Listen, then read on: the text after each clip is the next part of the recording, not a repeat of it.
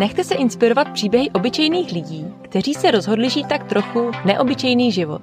Cestují po světě, pracují v zahraničí nebo vydělávají online.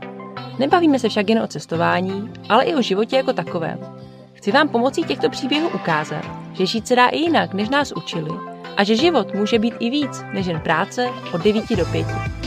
Mé jméno je Niky a vy ladíte podcast Svět je cool. Ahoj, vítej v podcastu Svět je cool. Ahoj, ďakujem za pozvanie. Já tě schválně nebudu představovat, protože bych hrozně chtěla, abys sebe i celou svoji rodinu představila ty. Tak ti dám na začátek prostor.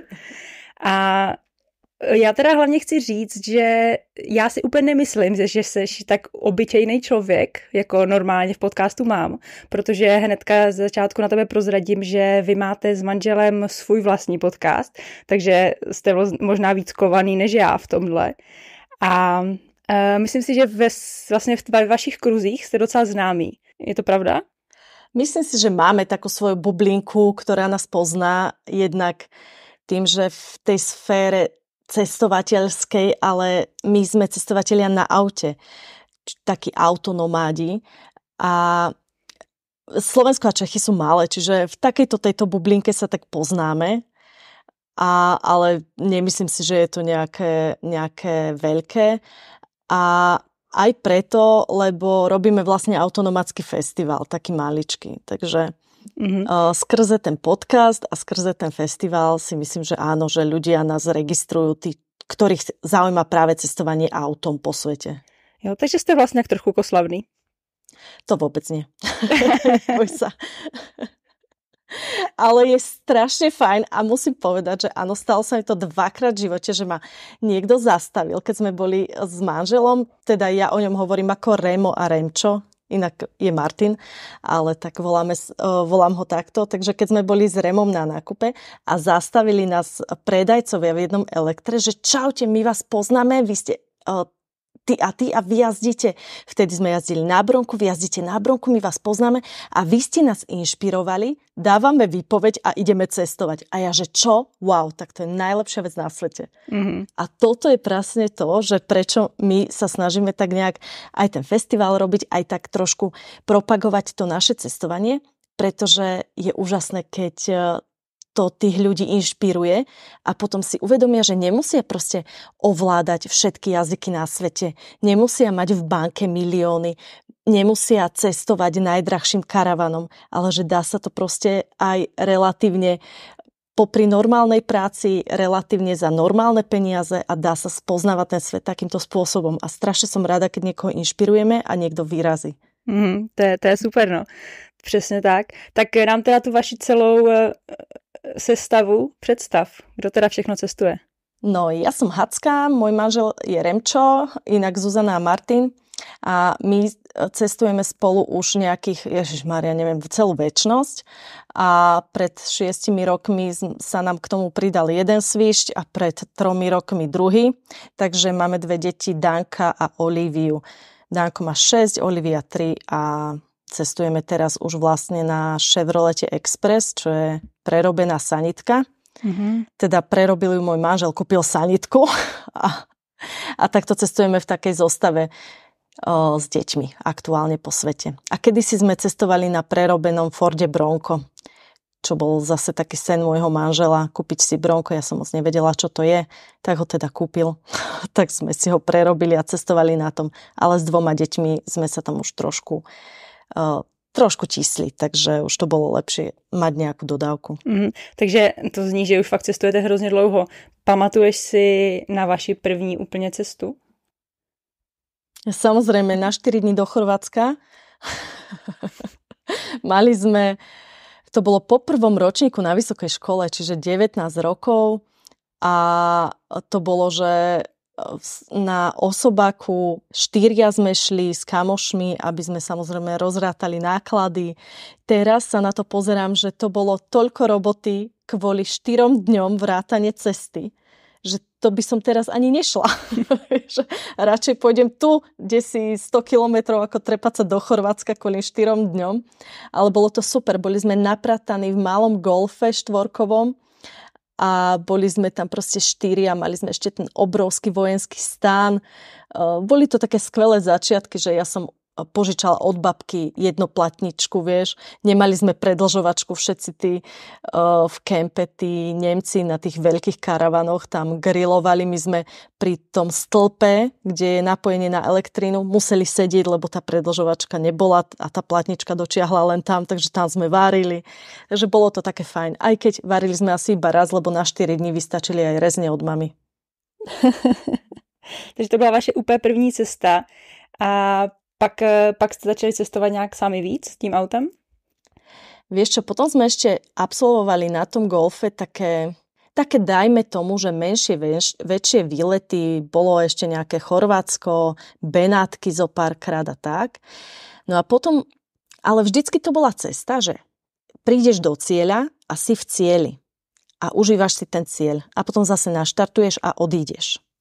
Ale potom sa nám stalo, tiež na tej vysokej škole, že sme chceli ísť pozrieť kamarátku do Bruselu a mali sme kúpené letenky za 8 eur. No a zmeškali sme lietadlo a povedali sme si, že proste systém nad nami nevyhrá, že kašleme na to, my sme sa na to tešili a ideme. Zaslúžime si to, to bolo samozrejme po skúškovom, všetky skúšky správené, že musíme ísť. Tak sme zohnali tiež cez noc ešte ďalšieho kamaráta do auta a išli sme autom do toho Bruselu.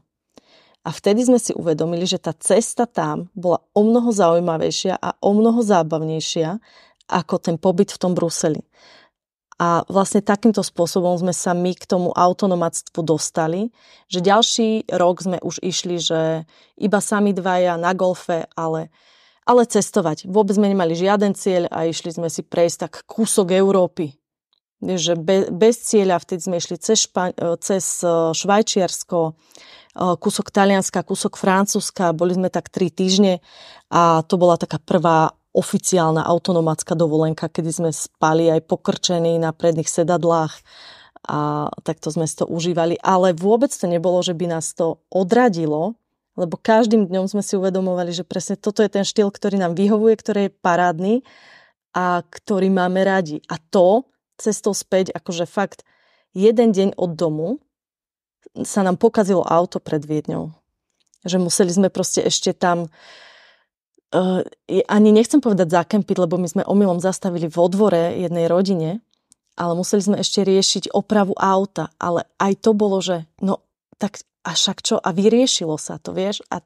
Takže všetky tieto veci sme takto si uvedomili, že aj keď sa ti niečo stane s tým autom, tak proste vyriešiš to a postupne sme začali cestovať viac, ďalej a ďalej.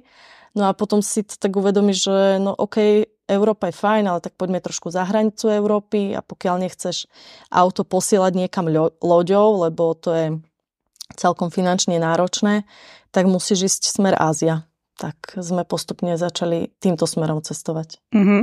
Já se tě určitě potom na ty vaše cestovní zážitky zeptám, ale vy o nich, teda hlavně o nich nahráváte ten podcast a já jsem slyšela všechny díly. Vážně? Ty jsi skvělá. A nejenom, já jsem právě říkala, jsem věděla, že s váma nebo s tebou budu nahrávat, tak říkám, tak si poslechnu. No a začala jsem a prostě už jsem nepřestala, takže je to super, hrozně dobře se to poslouchá. A na tom vašem podcastu je zajímavý, že člověk nikdy neví, kdy končí a kdy začíná nový díl. Ano. Že vy tam jako takhle říkáte ty různý příběhy, takže já jsem tak jako v celku poslouchala v kuse. Ale co chci říct, že vy tam vlastně říkáte, popisujete tam příhody z cest a různé historky, co se vám staly. Takže pokud to někoho zajímá, tak si určitě poslechne váš podcast, ale já jsem se s tebou chtěla hlavně bavit jakoby celkově o tom vašem životě. Jak jste si to zařídili tak, že můžete tak hodně cestovat a jak si třeba na to cestování vyděláváte a takový jakoby to backstory trošku. Takže jak vypadá třeba váš rok? Jak často cestujete? Toto je strašne ťažká otázka, pretože žiaden rok nie je rovnaký. U nás sa to strašne mení. Najmä, ja pevne dúfam, že sa to možno niekedy ustáli, hej, možno teraz, keď máme deti. Ale keď si to uvedomíš, my sme začali na vysokej škole. Tam si mal čas. Mal si času isté počty dní, mesiacov a nejak roztriedené počas toho roka. Potom sme sa zamestnali. Zas to bolo o niečom inom. Potom to bolo tak, že ja som proste v práci vyhorela. Ja som dala výpoveď a povedala som Rémovi, že ja chcem odísť zo Slovenska, ja chcem ísť na 2 roky pracovať do Kanady a potom sa môžeme vrátiť. On mi povedal, že dobre, ale nie na 2 roky a nie pracovať, keď tak poďme na kratšie, ale iba cestovať. Poďme si užiť len tú krajinu. A tak sme prvýkrát vyrazili na 5 mesiacov do Strednej Ázie. Potom sme sa vrátili. A zas som pracovala. A zas to bolo také, že iba také krátke výlety, nejaký Balkán, Sardiny a podobne. A potom som zas vyhorela. A potom som si povedala, že ja sa už fakt nechcem vrátiť do tej roboty, chcem ísť preč. A zase sme išli na pol roka. Potom predtým sme stihli svadbu. Povedali sme si, že svadobná cesta musí byť dlhšia, ako bola tá predtým, takže museli sme ísť na pol roka. No a potom som otehotnela, vieš, a potom zrazu s deťmi máš čas, lebo si na rodičovskej. A takže je to také, na poslednej ceste, čo sme boli s deťmi, tak Rémo bol na otcovskej, ktorá tu na Slovensku vlastne je možná, že otec ide na pol roka k dieťaťu tiež a tiež má normálne akože otcovský plát, ako mama má materskú, tak on má otcovskú potom. Mm. A ja som bola vlastne ešte so starším synom vedená ako matka starajúca sa o dieťa do 6 rokov. Čiže mali sme to poriešené úradne, pracovne a tak. Teraz samozrejme, deti začnú chodiť postupne do školy, takže budeme obmedzení na letné prázdniny a dajme tomu, že zimné prázdniny, ale popravde momentálne by som asi viac ani nechcela, lebo posledné 2 roky máme tak, že ideme leto 2 mesiace, potom sa vrátime, musíme prichystať jesenný festival, potom ani sa z neho nespamätáme, ideme na zimu na mesiac, a potom sa vrátime, chystáme letný veľký festival, teda májový, a potom už zase sa chystáme, lebo na leto chceme ísť preč na 2 mesiace. Čiže ja by som bola rada, keby sa to ustalilo, že 2-krát ročne ideme na nejaký väčší výlet. Nemusí to byť 2 mesiace, ale taký mesiac alebo 3 týždne, aby sme proste chodili. A popri tom cestujeme autom s tými deťmi prakticky kde sa dá. Vieš, keď ide niekto na predĺžený víkend na chatu, tak u nás je to o tom istom. Akurát naštartujeme to auto a tú chatu prakticky si spravíme kdekoľvek. Že ideme buď za nejakým festivalom, akciou, pozrieť kamarátov, alebo pozrieť niečo zaujímavé, prírodné, že keď ideme niekde pozrieť nejaké vodopady, jaskyne a tak. No a musíš si samozrejme nájsť prácu, kde je to možné. Keď ma potrebuje zamestnávateľ mať 8 hodín za pokladňou, tak je jasné, že mi nedá toľko dovolenky. Manžel je architekt, takže on si stopne projekty a potom s nimi pokračuje, keď sa vrátime. No a ja som mala teraz posledných 6 rokov buď materskú alebo rodičovskú. A aktuálne som teda začala pracovať a hľadala som si ale prácu vyslovene tak, že OK, ale 2-krát ročne vám odídem a musíte s tým byť v pohode, takže uvidíme, ako to bude fungovať. Tak potom si môžeme o rok, 2 zavolať a porozprávať sa, že či to funguje, alebo si hľadám ďalej. No, já jsem právě chtěla říct, že to zní všechno hrozně super, ale že je hrozně asi těžký pro normálního člověka si představit, že takhle 2krát ročně prostě řekne, tak já chci na 2 měsíce dovolenou a jedu cestovat. Že to asi není úplně reálná představa, proto mě právě zajímá, jak vy to děláte, jak to máte nastavený. No Remo je teda architekt a ja som začala pracovať ako obchodiak, že vlastne vieš pracovať aj cez počítač, aj z cesty, ale nie je to, že musíš niekde 7-8 hodín sedieť. Jo, že si to můžeš udělat podle sebe ten čas, jak máš, tak budeš uděláš nějakou práci. A to asi manžel může taky, ne? Kdyby jako hodně chtěl pracovat, tak asi... Môže a vždycky si aj robotu berie, pretože niektoré projekty samozrejme dobiehajú, tak aby vedel operatívne niečo riešiť. Ale už keď niekde ideme, tak keď by si to mala tak, že OK, budem full time pracovať, tak myslím si, že by sme museli vyraziť na o mnoho dlhšie, lebo strašne by nám to veľa vzalo a neužili by sme si takto cestu. Máme veľa kamarátov, ktorí tak cestujú, že si vezmú notebooky, idú a pracujú na jednom mieste, sú tak 7-8 dní, minimálne teda ten jeden pracovný týždeň a potom sa presunú ďalej. A my sme na jednom mieste tak 2-3 dní, užijeme si to a ideme ďalej, že viem si predstaviť, že bolo by to možné, ale možno keď vyrazíme na pol roka niekedy, tak keď nebudeme mať dosť našetrené. To mě právě docela zajímá, to srovnání. Já si to úplně asi nedovedu představit, jakože pracovat na nějakých cestách. Já nevím, podle mě to má každý člověk trochu jinak, že někdo jakože to má tak, že teda cestuje a u toho pracuje a je mu to jedno, ale někdo, že potřebuje, když už cestuje, tak potřebuje jako tu svoji energii celou věnovat jakoby té cestě a tomu objevování a tomu dobrodružství, že si třeba vůbec nedokáže představit na té cestě pracovat. Ja si myslím, že som nastavená vždycky bola rovnako ako ty. A aj s tými deťmi je to také, že vlastne oni ti zaberajú 100% času a 100% života na tej ceste, ale to je presne to, že a možno práve kvôli tomu tam aspoň tú hodinu denne chcem pracovať, aby som si aj trošku od nich odpočinula. Lebo sú intenzívne a stále rozprávajú a mať taký trošku aj psychohygienu aj od tých detí. Lebo keď cestuješ dlhodobo v aute takto všetci spolu, tak treba si povedať, že my, keď sme cestovali sami s manželom, vždycky to bolo v pohode. Nemali sme nejakú ponorku zo seba, lebo vždycky bol triedny nepriateľ, niekto spoločný. Vieš, že colníci alebo policajti. Vždycky sme na niekoho spoločne nadávali.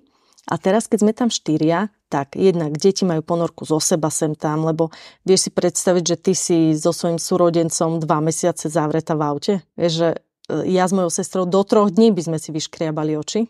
Takže my máme nastavené rôzne také systémy, aby sme im tú psychohygienu a to súkromie nejakým spôsobom dopriali. A to isté platí aj pre rodičov, že tiež manžel si chodí zabehať. To znamená, že nejde na pol hodiny, ide na 3-4 hodiny preč. Ja som si vzala napríklad obraz, maľujem si, alebo si idem čítať do baru knihu. To je jedno, vieš. Aj keby ideš do lesa a dívaš sa do stromu, ide o to, že nie si v aute, nie si s rodinou, nepočúvaš ich, si sám so sebou a proste trošku si odpočinieš. Na masáži som bola v Albánsku, to bolo super. Jo, asi si to člověk musí udělat trošku, nebo je to asi na té cestě akor v tom autě, je to asi těžší si tady tohle udržovat a udržovat vlastně nějaký to vaše nastavení sane, abyste se z toho všichni nezbláznili. Jako vždycky to asi musíš nějak udělat, no, protože jinak byste se z toho fakt zbláznili. Vieš čo, ja si myslím, že naozaj to ide, lebo takisto ako doma, ty nie si stále so všetkými. A takisto si musíš dopriať ty čas, ale aj tým deťom čas samým pre seba, alebo my si napríklad deti delíme, že OK, dnes ty ideš s dcérou, ja idem so synom a urobíme si vlastný program. Tie deti si oddychnú jeden od druhého, zrazu majú jeden na jedného rodič, im to veľmi vyhovuje, oni sa vtedy úplne zmenia, zrazu sú úplne iné a potom si zrazu už aj vážia toho druhého a vedia sa zas spolu hrať. To bývajú také týždňové, dvojtýždňové intervaly, že fičia spolu úplne najväčší kamoši a potom sa zrazu už nenávidia, tak si dáme takýto oddelený deň a potom sú zase najlepší kamoši, keď sa stretnú, sa bežia k sebe, sa objímajú, jak z amerického proste romantického filmu, vieš. Takže potom nastane zase až o týždeň hádka. Že treba si to nastaviť, aj poznať tie deti, že čo im vyhovuje a čo potrebujú. A to spoznáš iba tak, že s nimi jazdíš. A že s nimi trávíš ten čas. Pojďme se trošku vrátit k tomu vašemu autu. Popiš nám váš setup. Jak to teda vypadá? Jak spíte? Co v tom autě máte? Co vozíte sebou? My máme teda prerobenú sanitku Chevrolet Express. A ona má teda aj 4x4, čiže s týmto nie je problém a má zvýšenú strechu, ale tú strechu sme ešte aj spravili tak, že sa dá otvoriť. Čiže keď vojdeš, vidíš oproti sebe dvojplatničku, plynovú pec, dres na umývanie riadu a nejaké poličky, lebo vojdeš bokom, hej? Potom naľavo máš chladničku, špajzu, potom vecko so sprchou a posteľ. Samozrejme všade, kde sa dá, sú skrinky nejaké. napravo máš sedadlo šoféra, spolujazca a nad nimi je ďalšia posteľ, do ktorej sa nedostaneš, keď je zavretá strecha. Keď sa strecha otvorí, tú posteľ si predĺžime až dozadu prakticky na krásne 2 metre a tam sa zase vyspia ďalší 2. A väčšinou tam spí Remo sám, lebo sa sťažuje, že on je šofér a musí sa dobre vyspať a nemôžu ho deti dokopať. Tak ja spím sama s 2 deťmi a nechávam sa dokopať z oboch strán. Ty jsi zmínila, že to je teda 4kolka. Ano. Já jsem tak z těch vašich povídání pochopila, že vy jako jezdíte hodně offroad, takže to bylo asi jako jedno z nejdůležitějších výbav, když jste si vypořizovali auto, nebo? Vieš čo, auto u nás samozrejme vyberá Remo. On je milovník aut, je milovník amerických aut a asi by nešiel úplne do auta, ktoré nemá 4kolku, lebo na tej ceste sa tá 4kolka naozaj zíde. A ja neviem, akože podľa mňa my až také šialené offroady nedávame, ale to je presne, že podľa toho, s kým to zrovnáš. Pre moju mamu je už bratislavská cesta offroad taká rozbitá. Ale cesta na Omalo je napríklad, nie je to ani o nejakom blate, kde by si musel pracovať, ale je to o krížení, o tom, že je fakt veľmi dobre, keď zaberajú všetky 4 kolesa, aby si to zvládol proste prejsť a podobne. Takže a podľa mňa cesta na Omalo je taká, že musíš to ísť pozrieť, už keď si tam. Tak bolo by mi celkom ľúto, keby toto auto nezvládlo, vieš. A myslím si, že Remo to má rovnako, že keď chceme niečo vidieť, nebuďme limitovaní iba tým, že to auto nemá 4x4. Takže áno, on to vyberal aj na základe toho, že my keď sme jazdili na tom Golfe, tak on mal ešte znížený podvozok, takže my sme pomaly ani na obrubník nevedeli výsť, vieš. Tak chcel zase opačný extrém, keď kupoval auto, ktoré je na cestovanie. Jo, jako to určitě, no. Já jsem cestovala hlavně teda na Zélandu a v Austrálii a tady ty cesty bez 4kolky, to se nedostane skoro nikam, no. Takže jako věřím, že když vyjedeš někam do střední Asie, o tom se budeme povídat za chvilku, tak ta 4kolka se fakt asi hodně hodí. Určite hej. A napríklad my sme aj takí, že my radi si to auto pošleme niekam, alebo teda ideme trajektom. Aj napríklad máme v pláne Island a tam je tiež veľmi veľa ciest, ktoré sú, že nesmieš na ne ísť, ak nemáš 4kolku. A my to určite nespravíme tak, že prídeme tam letecky a požičame si auto, ale keď tam raz pôjdeme, tak tam pôjdeme vlastným autom. Takže je to lepšie mať tú 4kolku, keď je tá možnosť. A když jsme u toho auta, máš nějaké tipy pro lidi, co buď cestují, nebo by chtěli cestovat na něco jako fakt na nějakou buď výbavu, nebo cokoliv, může to být klidně nějaká blbost, jako co se vám fakt osvědčilo mít v autě? Vieš čo, to je strašne individuálne. Ja viem, že to je blbá odpoveď, ale my sme napríklad toto auto kúpili pred nejakými 4 rokmi a asi o 3 mesiace na to, ako sme ho kúpili, alebo o 2, Remo už vzal Danka a vyrazili na víkend. Tam ešte stále boli rozvody kyslíka, ešte stále tam bola doktorská stolička, vyhodil iba lôžko pre pacienta a spravil tam provizornú posteľ, čiže hodil tam madrac. A išli. No a tak si to, vieš, tak napozeral, že OK, tak tuto bude posteľ. Vieš, a takto sme počas všetkých tých 4 rokov stále cestovali a stále sa to auto menilo, že on ho staval postupne. Dobre, spravil skrinky, decka si na nich rozbili hlavy, tak v najbližšom kroku spravil oblé skrinky. Vieš, že takým spôsobom, že vlastne to spoznávaš, tak a myslím si, že také základy, že čo ľudia, ktorí cestujú na autách, to je klasická výbava, no potrebuješ mať nejakú tú kempingovú výbavu, ale čo ja mám rada, u nás je super to, že my máme varenie vnútri v aute, ale Remo spravil ešte externú outdoorovú kuchyňu. Že my si vieme zozadu ako keby vyklopiť a otvoriť kuchyňu a viem variť aj vonku. A nie som proste, že zavretá vnútri, v teple a všetci sa vonku hrajú alebo rozprávajú a sú tam kamoši a tak, ale som s nimi tam a tam spoločne proste varím, mám tam dvojplatničku, umývanie a všetko, čo potrebujem. Takže to je podľa mňa taká jedna zo super vychytavok. Super je ešte napríklad plynová rúra, lebo momentálne chceme ísť do Škandinávie, kde je draho, takže budem piecť aj chlieb a pečivo a také veci, že nech tam nenecháme na pečive všetky peniaze, ale nech sme čo najviac sebestační, aj čo sa týka toho jedla.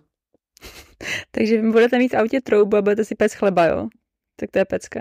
Áno, my, vieš čo, tú trubu tam už máme, lebo bolo tam na ňu miesto. Veľmi sme rozmýšľali, že či to nie je blbosť. A tak hovorím, že OK, však dajú tam, pri najhoršom ju proste vyberieš a budú z toho police v budúcnosti. Ale využili sme ju celkom fajn, lebo aj keď sme boli v Grécku alebo v tom Gruzínsku, Arménsku, no ideš do obchodu, kúpiš tam nejakú zeleninu, nejaké mäso, hodíš to tam, upečieš a je to zrazu úplne niečo iné, ako keď to dusíš na panvici a tak. Nahodíš to tam všetko naraz, o hodinu sa vrátiš, máš to upečené. Že celkom mi to vyhovuje. Koláče som tam ešte nepiekla, ani chlieb, ani nič také, ale tak uvidíme, no však naučíme sa. Zjedia, budú musieť. Mm-hmm. No a vy teda používáte plyn na vaření? Áno. Jo, a máte takovou jako tu bombu, nebo musíte jako doplňovat, jo, někde na benzínkách? Máme takú bombu, ktorá sa dá doplňovať. Normálne akože dočapuješ ju. Uh-huh. A jak je to veľký tá bomba? Ona má nejakých 14 alebo 14 až 20 litrov, neviem toto úplne presne, ale my vlastne z nej napájame aj kúrenie, aj to varenie a zatiaľ sa nám nestalo, že by nás prekvapilo, že sa minula. Že tak nejak na to myslíš, že už keď čapuješ plyn, lebo my aj jazdíme na plyn, takže už keď tankuješ jednu nádrž, dotankuješ aj tú druhú. Jo, takže jak dlouho to zhruba tak vydrží? Máš nejak predstavu? Vôbec nemám predstavu, pretože v lete nekúriš, v zime kúriš. Vieš, že vôbec nemám predstavu, ale podľa mňa na tej dvojmesačnej ceste, čo sme boli minulý rok, a to sme ale celkom často v noci aj kúrili v tých horách, tak sme ju dočapovali možno 2-krát. Dobrý. No a vy máte i nejaký soláry na střeše? Áno, máme jeden solár, z ktorého presne sa nabíja vnútorná baterka, ktorá napája chladničku a všetku tú interiérovú elektroniku, ktorú potrebujeme. Ale chceme si kúpiť ešte taký ten prenosný rozkladací, ktorý jednoduchšie natočíš oproti slnku. Lebo veľakrát sa nám stalo, v lete to problém nie je, lebo to slnko samozrejme vyjde úplne hore, ale v zime sme mali problém, že chceli sme sa zastaviť proste pekne správnou stranou otočený ku moru, ale tým pádom sme otvorili strechu tak, že sme si tienili na ten solár, vieš? Že to slnko nám nesvietilo priamo naň a to bol problém, že sa nám slabo dobíjala. Ale to je tiež len také, že OK, tak sme sa niekedy museli opačne otočiť, alebo riešenie bude presne, že si kúpime na zimu ten rozkladací solárny panel. Jo, to chápu, no já si taky v tom létě nechceš pořád stát na sluníčku, že jo, že jako taky by si asi třeba zastavila někde pod strom, ale když máš na střeše solár, tak by se ti to nedobíjelo, takže vlastně musí stát na sluníčku, pak ti to sluníčko paří do auta celý den. Presne. Chápu. Hele, a podle čeho vybíráte, kam pojedete? Myslíš krajinu, alebo už priamo v tej krajine? Ne, myslím spíš jako krajinu, když víte, že máte 2měsíční nějaký jakoby čas na road trip, tak podle čeho si řeknete, tak pojedeme do střední Asie, nebo pojedeme na Island. Jsou to nějaké místa, které máte tak nějak v hlavě a už jako víte dlouhodobě, že tam chcete jet, anebo se prostě fakt rozhodujete vyloženě nějak spontánně, nebo no, podle toho, jak je to třeba jakoby kids friendly a tak. Kids friendly bohužiaľ až tak nezvažujeme. Myslela som si to. Ale vieš čo, my sme napríklad v Gruzínsku boli už 3-krát predtým. V Arménsku sme tiež už boli. A čiže tým pádom ideš do krajín, ktoré poznáš a nechcem povedať, že bojíš sa o to menej, ale áno, bojíš sa o to menej, lebo bojíš sa väčšinou len krajiny, ktorú nepoznáš, kde si ešte nebol, nevieš, aká je tam tá mentalita ľudí, si naočkovaný len tým, čo vidíš v správach a čítaš na nejakých článkoch a pritom tá realita býva naozaj o mnoho lepšia a o mnoho krajšia a taká, že sa tam chceš vrátiť. No a Gruzínsko je jednou z tých krajín. A napríklad ja som hlasovala tento rok opäť za Gruzínsko s Arménskom, ale Remo už bol taký, že však nechoďme tam stále, že musíme ísť aj niekde inde. A nakoniec sme sa rozhodli pre Nórsko. Hoci my sme si vždycky hovorili, že Škandináviu si nechávame na cestovanie s deťmi, lebo je to také, že kids friendly a že je to bezpečná krajina a podobne. Ale napríklad ja si nemyslím, že Gruzínsko je nebezpečné, Arménsko je nebezpečné. Vôbec si to nemyslím. A úplne v pohode by som s nimi šla aj do Strednej Ázie, ale nemáme toľko času. A úplne sa mi tam zase nechce teraz cestovať cez to Rusko, hoci je to možné, viem, že áno, že boli kamoši aj teraz, ale tak zase to si necháme na o pár rokov neskôr, keď budeme mať viac času. Takže skôr je to také pocitové. My vieme, kam chceme ísť, čo je blízko, že dojdeš tam aj s tým autom. Takže ten Balkán, Stredná Ázia, Škandinávia, Maroko, Island, že to sú také, že ktoré ešte chceš vidieť, lebo je to relatívne dostupné tým autom v pohode. Uh-huh. A jak dlouho trvala ta vaše cesta po Střední Asii? Nebo já bych se k ní teda trošku chtěla dostat, protože asi hlavně o ní jsou ty vaše podcasty, nebo je tam hodně věcí o té vaší cestě po Střední Asii. Tak kdy to bylo a jak dlouho trvalo?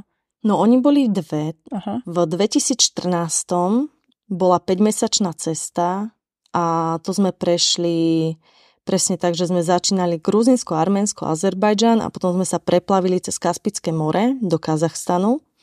Z neho sme išli do Kyrgyzska, Tadžikistanu, prešli sme Pamir Highway a potom Uzbekistan, Turkmensko, Irán a cez Turecko domov. A druhá bola tá svadobná cesta, tá bola 6-mesačná a to sme išli cez Ukrajinu, Rusko do Mongolska a potom sme sa vrátili k Bajkalu do Ruska a prešli vlastne tú Bajkalsko-Amurskú magistrálu, Bum Road sa to volá, čo je jedna z najnebezpečnejších ciest sveta, čo bol taký sen môjho manžela, tak to sme nakoniec nejakým spôsobom zvládli a išli ďalej do Vladivostoku, potom sa otočili a išli domov. Mm-hmm. To je pro mě úplně jakoby nepředstavitelné. Nebo ty si říkáš, že to není nebezpečný, ale jako přece jenom ty máš toho chlapa, že jo? Dovedeš si představit, jako že půjdeš sama tam cestovat, nebo třeba jako že s nějakou další holkou. No, to je ono. Takže pro mě jsou tady tyhle krajiny jakože takové, jakože o nich ani nepřemýšlím, protože vím, že se tam vlastně asi jako nemůžu podívat tak, jak bych chtěla. A že bych si to asi ani tak jako neužila, nebo nevím, no. Jako fakt jsem o tom nepřemýšlela a proto mi to přijde hrozně zajímavý, protože je to pro mě fakt úplně jako velká neznáma. Ja si myslím, že aj baby by boli v pohode. Ja by som sama nešla, pretože mne sa nechce samej cestovať, hej. Akože ja by som nešla, pretože sama by som proste nešla. A toho chlapa mám fakt od 19, čiže ja som ani nemala priestor začať s nejakou kamoškou cestovať, takže neviem to porovnať.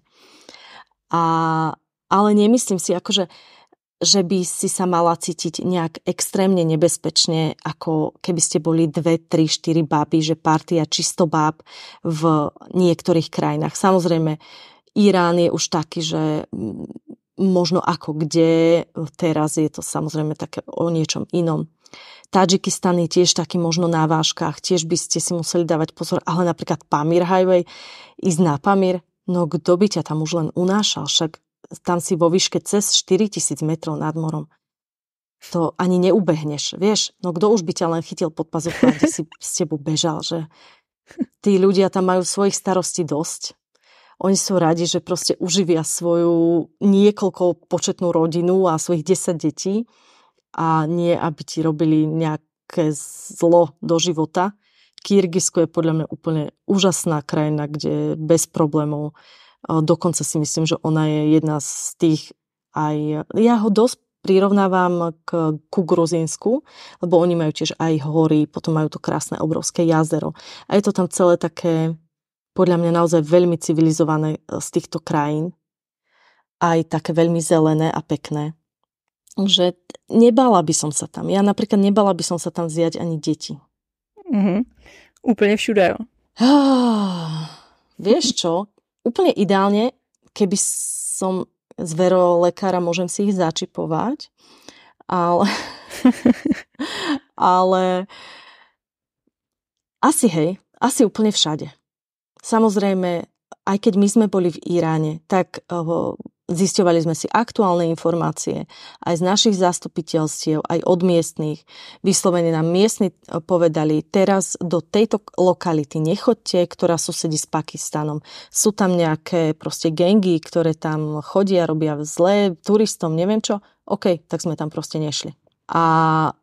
Ale napríklad Turkmensko, keď sa tam už dostaneš, tam si sledovaná toľkými tajnými policajtami, že už keby ťa im niekto pod nosom uniesol, tak sú asi, že to by musel byť zázrak. Že tam som sa cítila tak bezpečne ako nikde. Takže tiež by som tam šla.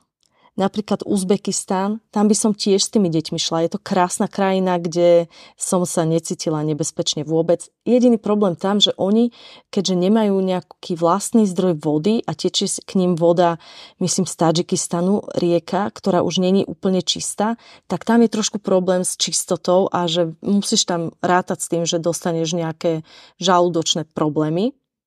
A to je akurát vec, ktorú ja teraz riešim, že dobre, tak tam nepôjdem, kým sa nebudem môcť spoľahnúť na obidve deti v tom, že do nich dostanem všetky lieky v potrebnom množstve.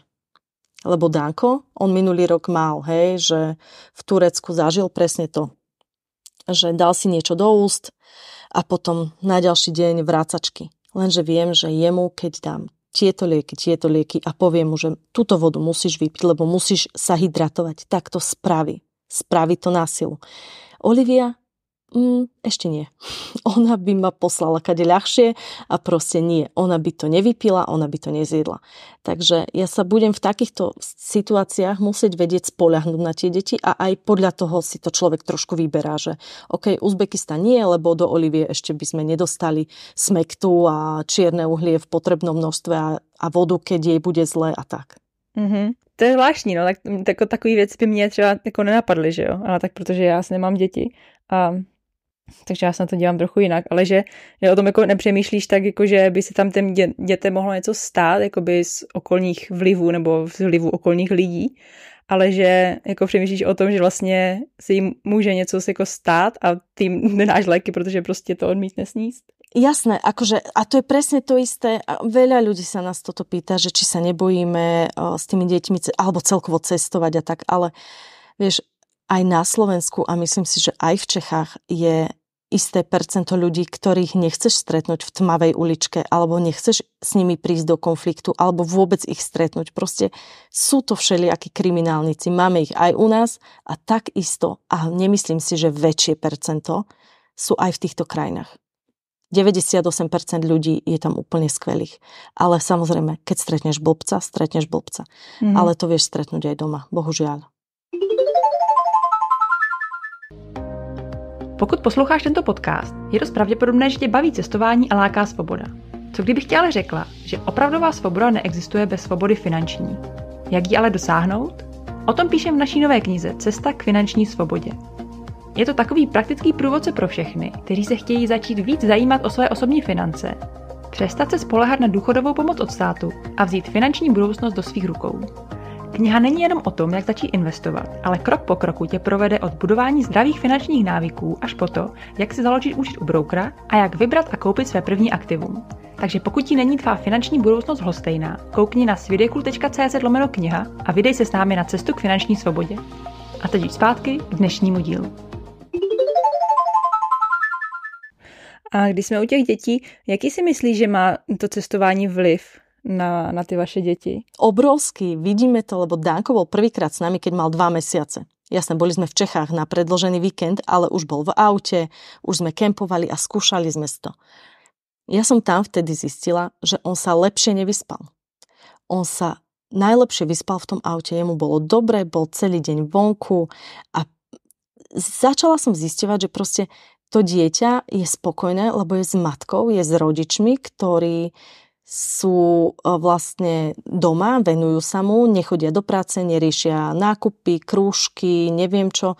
Takže ono je spokojné. A jemu je úplne jedno, či ho prebaľuješ na pumpe alebo doma na gauči. Jemu je to úplne jedno. A vo vyššom veku bolo krásne vidno, ako to dieťa sa cez zážitok učí obrovskou rýchlosťou a o mnoho rýchlejšie. Vieš, taký ten vek, že ako robí koník a ako robí toto a toto.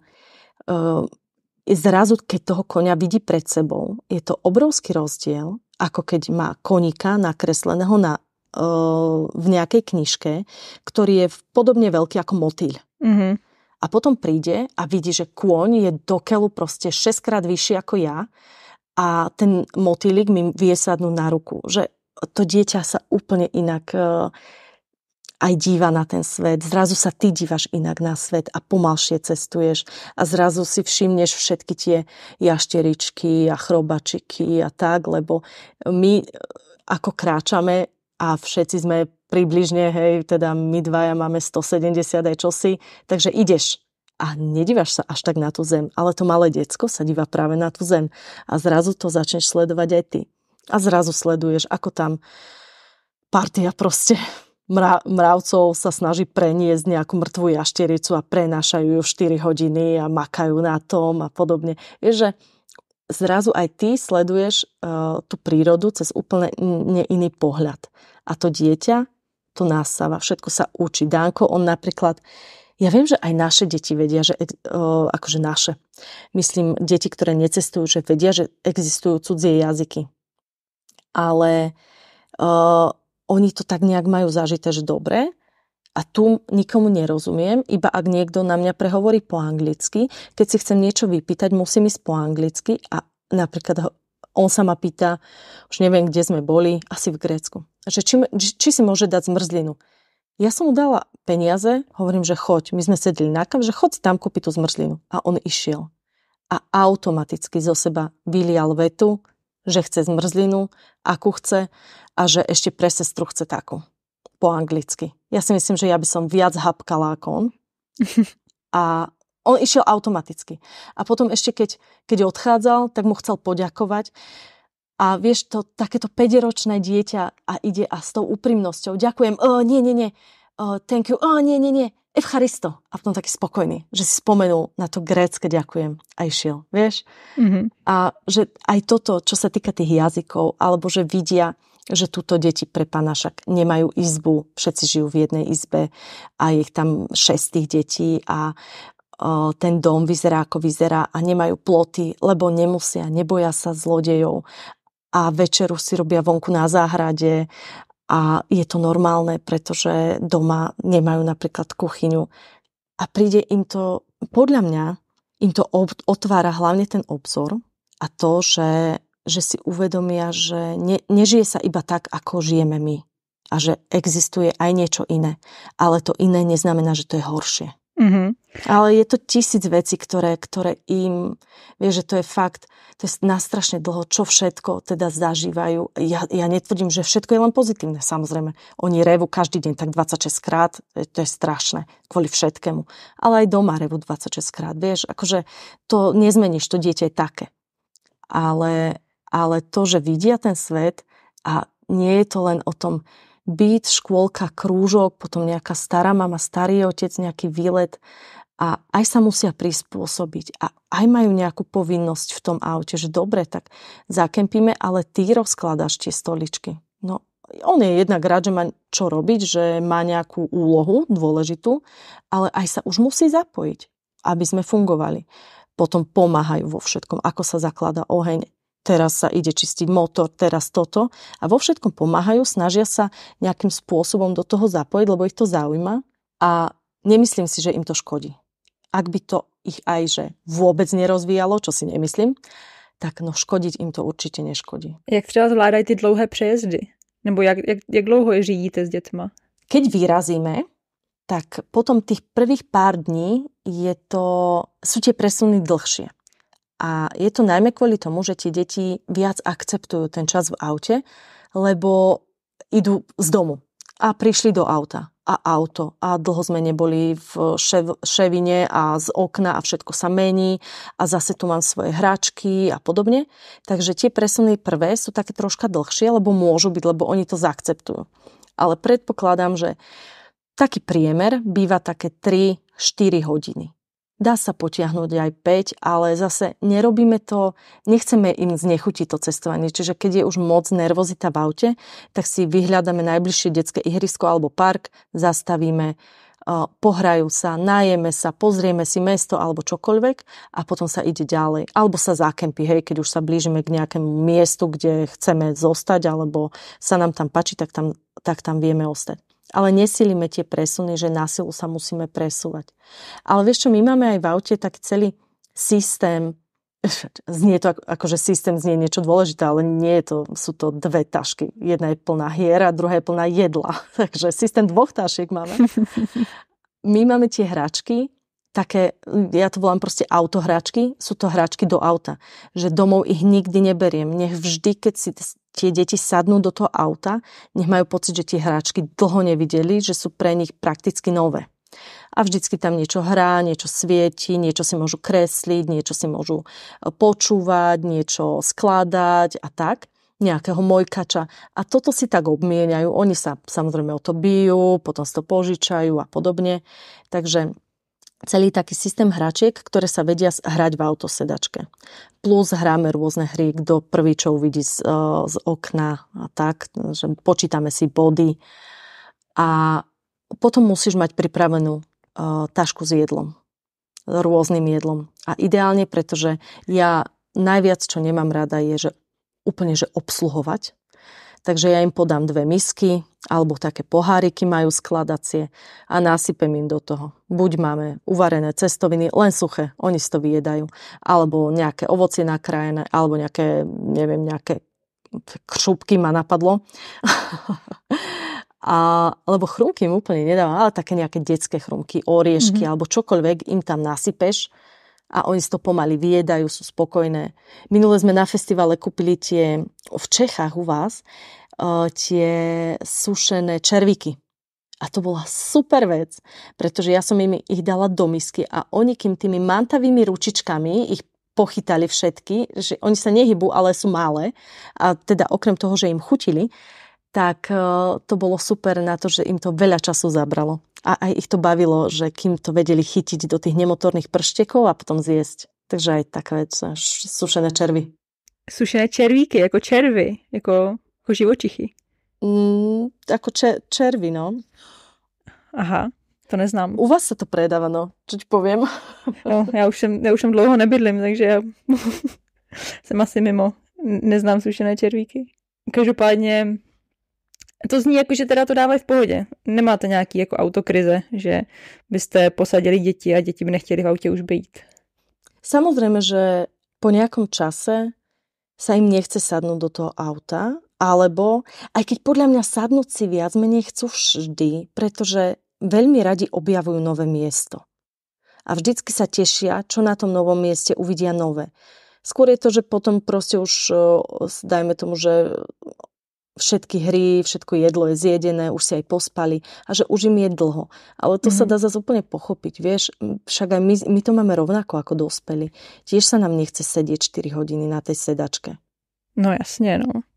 Ešte potom veľmi dobre fungujú audio rozprávky, že to si počúvajú, to majú tiež veľmi radi, ale no tak potom je najlepšie proste zastaviť, nesiliť to. A aj keď nie si tam, kde si dajme tomu, že chcel dojsť, keďže máš to auto, v ktorom si úplne sebestačný, tak zastavíš, zakempíš a no nech sa vybehajú. Dáš im baterky do ruky, ak už je tma, no a behajú a sú spokojné, vieš. Že netreba to vôbec cíliť. No jasně, no já to jenom říkám, protože to obdivuju. Já vím, jako jak já snáším dlouhý přejezdy, nebo spíš nesnáším, takže jako ještě dělat to s dětma, že to je prostě obdivuhodný. A jako zní to, že máte fakt jako vychytaný systém, který funguje. Takže jsem ráda, že nám dala nějaký tipy. Joj, to áno, ale to neznamená, že ten systém je úplne bezproblémový a že vždy funguje a že nie je súčasťou toho systému aj to, že tie deti proste ručia, vreštia, pláču, potom si spievajú a spievajú si non-stop a strašne hlučne a už ti to leze na nervy a že toto všetko k tomu patrí. Proste aj je to tak a nezmení sa to asi. To by sme im museli zapnúť proste, že tablety na celú cestu a to zase nechceme. Ja netvrdím, že keď máme že je neskoro a dajme tomu, že si povieme, že OK, musíme dnes dojsť tam, lebo nemáme kde inde zaparkovať, že im nezapneme ten tablet. Samozrejme, že hej, však nie sme dokonali a aj tie deti sa nič sa im nestane, keď sa hodinu pozrú do tabletu, ale nechceme, aby to bolo úplne o tom, že OK, tu sa pozeraj 4 hodiny a daj mi pokojne rozprávaj na mňa, vieš, to zase nechcem úplne. A vy parkujete, nebo jak to máte většinou? Kempujete v nějakých kempech, anebo se snažíte najít nějaký místa, najít nějaký místa, kde se dá kempovat? Keď ideš mimo Európu, tak je podľa mňa aj také prirodzené, že si vlastne mimo kempov. Lebo my tie kempy nepotrebujeme a ani ich až tak radi nevyhľadávame, lebo chceme mať ten kľud. Nechcem si hovoriť iba celý čas, celý deň, že nechoď tam, neles tomu cudziemu ujovi do auta, neber to nie je naše. Vieš, že aj aby tu deti mali tú voľnosť, aby ja som sa nemusela cítiť, že teraz, OK, deti tu vreštia a niekto chce spať. Aby som ich musela nejak limitovať. Takže radšej my zakempíme desi pri lese a podobne. Ale samozrejme viem si predstaviť, že keď pôjdeme teraz do toho Nórska alebo niekde, vždycky potrebuješ aj kemp. Najmä dajme tomu, že o 2 týždne potrebuješ všetko oprať. Takže vtedy zakempíme do kempu. Že my skôr kemp používame vtedy, keď sme v štáte, kde je to povinné, čiže OK, Slovensko, Chorvátsko, keď náhodou, ale tam sme už veľmi dlho neboli. Takže vtedy zakempíme, alebo v Grécku, keď sme boli dohodnutí s kámošmi, že stretneme sa tuto v tomto kempe, tak to bolo tiež super. Ale vždycky sa to snažím aj využiť, že OK, teraz sme v kempe kompletne 5 práčiek otočím, všetko usuším a môžeme ísť ďalej a sme zase 2 týždne sebestační, vieš. Jo. Takže skôr takýmto spôsobom. Moc tie kempy až tak nevyhľadávame, lebo aj napríklad v takom Gruzínsku tam sú aj nejaké kempy, jasné, ale oni tam majú ešte stále také plochy v lese, hoci je to aj národný park, je to plocha v lese, nejaká pekná lúčka, čistinka, kde sú aj smetné koše, kde miestni chodia si robiť také pikniky. Oni tam nikdy nespia, oni proste len prídu autami, 2-3 autá, niečo si tam, oni si donesú proste hromady jedla. Niekedy si aj niečo opečú, ale väčšinou len jedia to, čo donesú. A potom večer sa zbalia a odídu. A keďže majú tento zvyk, tak sú tam presne na to správené takéto čistinky a je super v týchto čistinkách kempovať, lebo si v prírode, väčšinou je tam nejaký potok, ale príde ti tam aj nejaký miestny, s ktorým sa potom zoznámiš, ktorý ti povie, kde je čo zaujímavé, kde máš čo ísť pozrieť. Takže my sa strašne radi dostávame práve do kontaktu s tými miestnymi, s ktorými chceme pokecať, trošku aj, aby naše deti spoznali niekoho zas nového, aby počuli, že dobre, musíme sa s ním rozprávať po anglicky, alebo po rusky, alebo rukami, nohami, a že aby aj oni videli, ako sa to dá. Väčšinou majú aj nejaké deti, čiže decka si už potom musia nájsť spoločnú hru. A síce Danko raz prišiel minulý rok, že ale však ja mu nerozumiem a hovorím, že a potrebuješ? Takže čo idete riešiť jadrovú fyziku? Nepotrebuješ mu rozumieť. Potrebuješ sa s ním hrať. Mm-hmm. A tak bolo, vieš, oni si potom 3 dni fungovali bez problémov. Moja Olivia, tá sa s nimi rozprávala stále. Sice jej ani ja som vtedy ešte nerozumela, ale proste tie decka si tú cestu nájdu. A je to pre nich tiež, si myslím, že len obohatenie. Uh-huh. A myslíš teda, že cestujete spíš za těma místama, anebo za těma lidma? Víš, jakože vyhledáváte spíš jako hezký místa, anebo chcete přicházet do styku s těma lidma? No, chápem. Ja si myslím, že to je aj. Ja si jedno bez druhého neviem predstaviť, ale keď by som si tak pospomínala, že čo si najviac pamätáš z ciest, tak sú vždycky ti lidi. Tak máš väčšinou tie spomienky spojené s ľuďmi. To je pravda, no. Že aj ja to vidím aj na tých deťoch. My sme pred 8 rokmi boli v Arménsku a v Jerevane sme spoznali 2 také babušky. My ich voláme babušky, hej, vtedy mali pre pána, však ani 55 vtedy nemali. A my sme odtedy s nimi v kontakte cez Facebook. A oni nám, odkedy máme deti, stále nás volajú, však príďte pozrieť, príďte nám ukázať deti a tak. My sme ich pred deťmi niekedy aj spomenuli. A teraz to bolo o tom, že my sme tam prišli a tie decká ich brali ako svojich starých rodičov. Ako svoje 2 staré mamy. Automaticky. A tie babušky, to isté. My sme tam prišli ako k rodine. A doteraz Danko o tom rozpráva. Ako kedy pôjdeme do Jerevanu babušky pozrieť a podobne, že tam ten vzťah bol tak neuveriteľne intenzívny a tak rýchlo, že do toho dieťaťa sa to zapísalo. A ja si myslím, že on na ne už teda určite nezabudne. To je hezký, no. Ne, to je hrozně hezká myšlenka, no, že vlastně podle mě většinou lidi primárně, když jedou cestovat, tak prostě jedou na nějaký hezký místo, že jo, který tamhle někde viděli na Instagramu a chcou tam jet. A že ty lidi mají jako nastavený tak, že cestují za těma místama, ale pak ve finále, co si pamatuješ nejvíc, tak to jsou ti lidi, no, a ty zážitky s těma lidma. To je hezký, že to zaznělo. Ja toto úplne podpisujem, lebo u nás je to o tom istom. Jasné, zážitky sú super, cestovanie aj najmä autom je aj o tom, že spoznáš nielen krajinu, ale aj samého seba a aj toho partnera, ale tie zážitky s tými ľuďmi sú aj tak najlepšie, že vždycky tie vzťahy sú zrazu také úplne pevné a máme veľmi veľa osôb, s ktorými sme stále v kontakte vďaka internetu a tiež ich chceme ísť znova pozrieť. A je to presne o tom, že s tými ľuďmi je to najlepšie. A když jsme u těch lidí, tak jaký jsou lidi ve střední Asii? Skvelí. Úplne skvelí. Z veľkej časti moslimovia, keď sa prehupneme, dajme tomu, že za Gruzínsko a za Arménsko. Ale napríklad, vieš, ono je to také, že ťažko sa to aj, nechcem povedať, že vysvetľuje, to asi nie, ale keď si povieme, že u nás je najviac kresťanov a pokiaľ by sa všetci tí kresťania, čo sú kresťania, riadili podľa 10 prikázaní, tak by som možno povedala presne to isté.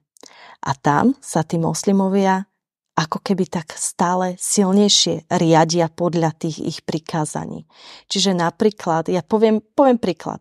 My keď sme boli vo Valencii, tak nám vykradli auto. Boli sme v Miláne, tam nám ukradli doklady a peniaze. Išli sme do Strednej Ázie a 2 alebo 3 krát sa môjmu manželovi podarilo nechať na noc auto úplne pootvárané. To znamená, že okná boli spustené a na bronku dokonca zadné okno sa spúšťalo. A my sme vtedy v Uzbekistane spali v hoteli, pretože tam si musel spať v hoteli, aby si mal pečiatku. A to auto bolo vyotvárané, veci takmer vypadávali na ulicu a nič nezmizlo. Proste, že tam sú tí ľudia tak iní, nápomocní veľmi. Samozrejme stretneš blbca, ako som spomínala, ale nemyslím si, že by som sa ich o čosi viac bála. Proste majú nejaké svoje pravidlá, možno ťa upozornia na nejaké veci, ktoré proste vyžadujú, že dajme tomu, keď si niekde, že žena sa musí zahaliť a podobne, alebo nosiť dlhšiu sukňu alebo čokoľvek, ale nemyslím si, že sú o čokoľvek horší ako tu. Ale tiež je to podľa toho, koho stretneš. Ale rovnako je prevažná väčšina ľudí tam proste pozitívnych a skvelých. Když jsme u toho cestování teďka, tak já tady mám pár takových otázeček.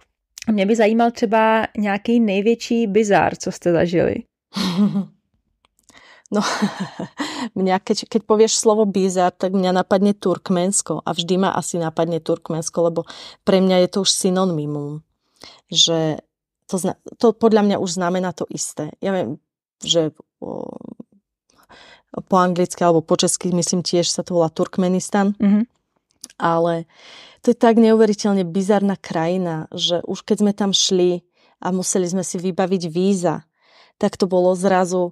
No my keď sme v 2014 išli do Strednej Ázie, tak sme prešli 10 krajín a do 7 sme si museli vybavovať víza. Vtedy bolo ešte proste toho moc. A všetko bolo relatívne normálne a potom prídu požiadavky z Turkmenska, že oni proste 15 strán som vypisovala. Ja som písala nejakú esej o tom, čo všetko ideme pozrieť. Oni chceli vedieť známky zo základnej školy, zo strednej školy. Proste oni chceli vedieť tak šialené podrobnosti, že ti aj si sa hambila, že ty kokos, tu som mala 2, vieš. A potom ti pošlu mapu ktorá vyzerá ako detská mapa atrakcií s detskými kreslenými ťavičkami a že tu do tejto mapy mi zaškrtnite, kade vojdete a kade vyjdete. A ty sa zrazu na to dívaš, že toto myslia vážne, že toto je úradný dokument, táto mapa. A áno, je. Vieš, a to si tam ešte není. A to si tam ešte stále není. A potom prídeš na hranicu a teraz rátaš s tým, že ideš do Turkmenska, čiže ťa celého prehľadajú všetko. Dobre, nevadí. Ale my sme si kúpili, vieš, iba vo vedľajšej krajine sme si kúpili takú, nechcem povedať banjo, alebo gitarku malú, taký ten ich nástroj, taký trojstrunový nástroj, niečo ako malá gitarka. A on mi to chytil do ruky, že čo to je? Ja sa dívam, že preboha to skôr on by mal vedieť, nie? A potom on na to začal hrať. A jemu to nešlo. A on že, no tak toto musíme rozbiť, lebo tam sú drogy. Sa dívam, že čo, to nemyslíš vážne, že tam bola akurát taká záslepka, ktorú si musel napnúť, aby sa napli struny, vieš? Mm-hmm. A on že však je to prakticky váš národný nástroj a ty mi tu ideš hovoriť, že mi ho ideš rozmlátiť. A tak som mu to tam napla, zrazu zahral, zrazu bol spokojný. Potom chytil popolník a to tým prstom hnusným sa v ňom hrábal. Potom chytil solničku a tým istým hnusným prstom z toho popola sa v nej začal hrábať, vieš, v tej soli. Ja si dívam, že prebo to nemyslí vážne. A to bolo, že okej, že len sa drž na úzde, lebo toto je asi normálne. A to je strašne veľa. My sme tam boli fakt, že do Turkmenska si vtedy mohol dostať buď turistické víza na mesiac, ale musel si zaplatiť aj sprievodcu, aj mu platiť vlastne auto, ktoré ho vozilo, aj všetko ubytovanie. To sme my ani nemali toľko času, ani sme to nechceli. Povedali sme si, že nám stačia tranzitné víza na 4 dní. A tak sme mali na 4 dní. No a tak sme vedeli, že kade chceme prejsť a čo chceme vidieť. A išli sme do Ašgabadu, hlavného mesta, a tam zrazu proste prechádzaš sa. A tam bolo mŕtvo, tam skoro nikto nebol. A zrazu z kríka začne kto si hovoriť, vieš? A potom vystúpi odtiaľ tajný policajt a odkráča preč. A potom pani oproti nám venčila psa a ušiel jej. Asi priblížil sa k nám asi na 2 metre ten pes. Ale on si nás nevšimal. To nebol trhač, že teraz nás tu ide zabiť. To bola nejaká čivava. A teraz z ďalších krikov vyletel policajt, začal jej nadávať, nech si bere toho psa, lebo tu sú turisti. A ty sa dívaš, dobre, akože že v pohode. Že tam bolo tak strašne veľa vecí. Alebo prišli nám povedať, nech odparkujeme, že za chvíľu bude tadeto prechádzať prezident a my máme strašne špinavé auto. A to je, že fakt akože každý, kto pôjdete do Strednej Ázie, choďte do Turkmenska, lebo to je úžasné. Každý deň si budeš hovoriť, že toto nie je možné, že toto nie je pravda, toto je skrytá kamera. A potom zistíš, že je to pravda. No a počkej, ty jsi to nedopověděla, nebo já jsem to možná nepochytila s tou mapou. Takže vy ste tam zaznačili, kudma přijedete, kde odjedete a k čemu ji teda měli? Áno, lebo on potom, vlastne keď sme vchádzali, tak on ju mal akože kópiu toho, čo sme my poslali na ambasádu, tak on si to potom vyťahol, alebo my sme mu to dali, už neviem, a on spojil tie dva body najkračou možnou trasou a povedal, že a z nej nesmiete odísť. Takže my sme vlastne kvôli tomu, že sme toto nevedeli dopredu, my sme si nemohli ísť pozrieť ten horiaci kráter, to Derveze, ale zase sme si mohli pozrieť Merv. Že to je, keď chceš ísť do Iránu, tak máš 2 trasy. Buď ideš smerom do Kivy, alebo smerom do Buchary. Ak ideš do Kivy, uvidíš ten horiaci kráter, ak do Buchary uvidíš Merv. Takže my sme videli Merv. Mm-hmm. Jo, takže vy prostě jste nemohli odejít z té vaší cesty, kterou vám naznačila na papírové mapě. No a co by se stalo, kdyby... Vieš čo, nepustili by ťa, lebo Turkmensko, ono je rozdelené na, myslím, 5 niečo ako my máme kraje, ale oni majú proste aj vojenskú kontrolu na týchto stageoch, kde ideš cez tú hranicu a oni by ťa nepustili proste iným smerom. Oni vždycky na tom stage si pozreli tú mapu a povedali, OK, idete tadeto. Aha. No a jako hrozilo vám tam nejaký reálny nebezpečí? Asi nie. Nie, určite nie, pretože oni zase sa snažia tiež mať nejaký obraz voči svetu. Samozrejme, ty musíš dávať pozor, aby si nerobil veci, ktoré by si nemal robiť. Hej, akože nebudem tam ja teraz vandalizovať, za čo by ma samozrejme zabasli aj tu. A tam by to bolo o to horšie. Ale musíš si dávať zase pozor, aby si nerobil nejaké veci, ktoré si myslím, že normálny človek nerobí. Ale aj keby... Čiže ja si nemyslím, že nám tam nejaké nebezpečenstvo hrozilo. Vôbec nie. My sme naozaj stále boli pod dohľadom. Stále vedeli tí policajti, kde sme, mali o nás prehľad. Stále nás pozorovali. A nám sa potom stalo, že my sme mali tieto 4 dni a mali sme opustiť vlastne v konkrétny deň Turkmensko. No a my sme si povedali, že Ježiš, posledný deň v Turkmensku, tak poďme si to tu ešte užiť. A už sú 4 hodiny, tak poďme už predsa len na tú hranicu. No a už nás k nej nepustili. Že tam o hodinu zatvárajú, už vás nestihnú vybaviť, takže už proste nemôžete odísť.